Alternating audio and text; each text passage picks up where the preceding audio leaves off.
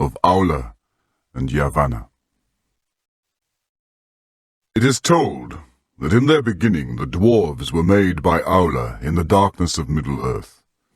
For so greatly did Aulë desire the coming of the children, to have learners to whom he could teach his lore and his crafts, that he was unwilling to await the fulfillment of the designs of Iluvatar. And Aulë made the dwarves even as they still are, because the forms of the children who were to come were unclear to his mind, and because the power of Melkor was yet over the earth. And he wished, therefore, that they should be strong and unyielding. But fearing that the other Valar might blame his work, he wrought in secret, and he made first the 7 fathers of the dwarves in a hall under the mountains in Middle-earth. Now Iluvatar knew what was done, and in the very hour that Aulë's work was complete, and he was pleased, and began to instruct the dwarves in the speech that he had devised for them, Iluvatar spoke to him, and Aulë heard his voice and was silent. And the voice of Iluvatar said to him, "Why hast thou done this? Why dost thou attempt a thing which thou knowest is beyond thy power and thy authority? For thou hast from me as a gift thy own being only, and no more.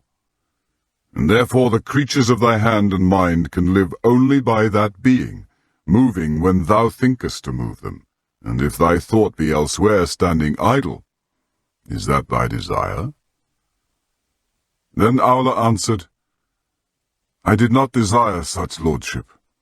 I desired things other than I am, to love and to teach them, so that they too might perceive the beauty of Ea, which thou hast caused to be.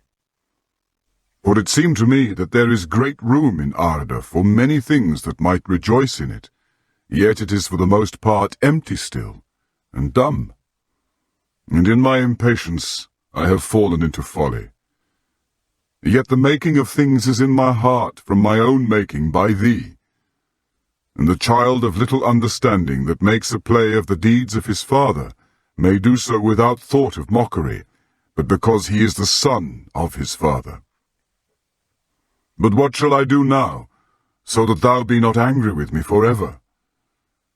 As a child to his father, I offer to thee these things, the work of the hands which thou hast made.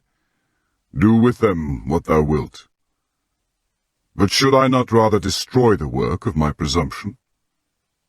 Then Aulë took up a great hammer to smite the dwarves, and he wept. But Iluvatar had compassion upon Aulë and his desire, because of his humility.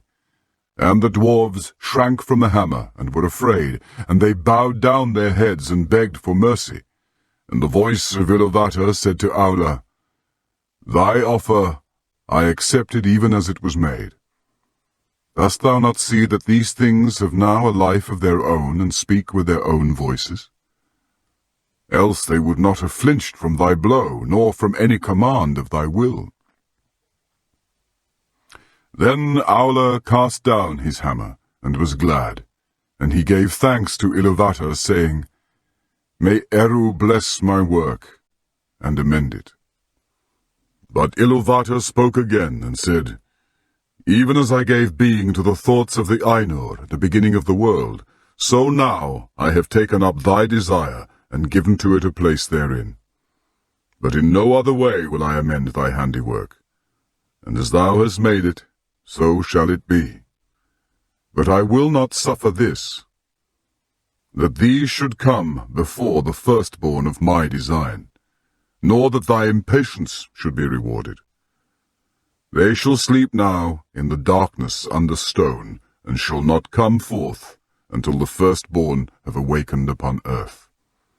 And until that time thou and they shall wait, though long it seem. But when the time comes, I will awaken them, and they shall be to thee as children, and often strife shall rise between thine and mine, the children of my adoption, and the children of my choice." Then Aulë took the 7 fathers of the dwarves, and laid them to rest in far sundered places. And he returned to Valinor, and waited while the long years lengthened. Since they were to come in the days of the power of Melkor, Aulë made the dwarves strong to endure. Therefore they are stone-hard, stubborn, fast in friendship and in enmity, and they suffer toil and hunger and hurt of body more hardily than all other speaking peoples. And they live long, far beyond the span of men, yet not forever. Aforetime it was held among the elves in Middle-earth that dying the dwarves returned to the earth, and the stone of which they were made. Yet that is not their own belief, for they say that Aulë the Maker, whom they call Mahal, cares for them, and gathers them to Mandos in halls set apart, and that he declared to their fathers of old that Iluvatar will hallow them, and give them a place among the children in the end. Then their part shall be to serve Aulë, and to aid him in the remaking of Arda after the last battle. They say also that the 7 fathers of the dwarves return to live again in their own kin, and to bear once more their ancient names, of whom Durin was the most renowned in after ages, father of that kindred most friendly to the elves, whose mansions were at Khazad-dûm. Now when Aulë laboured in the making of the dwarves, he kept his work hidden from the other Valar. But at last he opened his mind to Yavanna, and told her of all that had come to pass. Then Yavanna said to him, Eru is merciful. Now I see that thy heart rejoiceth, as indeed it may, for thou hast received not only forgiveness, but bounty. Yet because thou hiddest this thought from me until its achievement, thy children will have little love for the things of my love. They will love first the things made by their own hands, as doth their father. They will delve in the earth, and the things that grow and live upon the earth they will not heed. Many a tree shall feel the bite of their iron without pity. But Aulë answered, That shall also be true of the children of Iluvatar, for they will eat and they will build.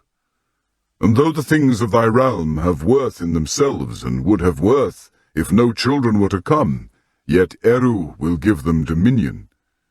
And they shall use all that they find in Arda, though not by the purpose of Eru, without respect or without gratitude. Not unless Melkor darken their hearts, said Yavanna. And she was not appeased, but grieved in heart, fearing what might be done upon Middle-earth in days to come. Therefore she went before Manwë, and she did not betray the counsel of Aulë, but she said, King of Arda, is it true, as Aulë hath said to me, that the children, when they come, shall have dominion over all the things of my labour, to do as they will therewith? It is true, said Manwë. But why dost thou ask? For thou hadst no need of the teaching of Aulë. Then Yavanna was silent, and looked into her own thought, and she answered, Because my heart is anxious, thinking of the days to come. All my works are dear to me. Is it not enough that Melkor should have marred so many? Shall nothing that I have devised be free from the dominion of others? If thou hadst thy will, what wouldst thou reserve? Said Manwë. Of all thy realm, what dost thou hold dearest? All have their worth, said Yavanna, and each contributes to the worth of the others. But the Kelvar can flee or defend themselves, whereas the Alvar that grow cannot, and among these I hold trees dear. Long in the growing, swift shall they be in the felling, and unless they pay toll with fruit upon bough little mourned in their passing. So I see in my thought, would that the trees might speak on behalf of all things that have roots, and punish those that wrong them. This is a strange thought, said Manwë. Yet it was in the song, said Yavanna. For while thou wert in the heavens, and with Ulmo built the clouds and poured out the rains, I lifted up the branches of great trees to receive them, and some sang to Iluvatar amid the wind and the rain. Then Manwe sat silent, and the thought of Yavanna that she had put into his heart grew and unfolded, and it was beheld by Iluvatar. Then it seemed to Manwe that the song rose once more about him, and he heeded now many things therein that though he had heard them he had not heeded before. And at last the vision was renewed, but it was not now remote, for he was himself within it. And yet he saw that all was upheld by the hand of Iluvatar, and the hand entered in, and from it came forth many wonders that had until then been hidden from him in the hearts of the Ainur. Then Manwe awoke, and he went down to Yavanna upon Ezelohar, and he sat beside her beneath the 2 trees.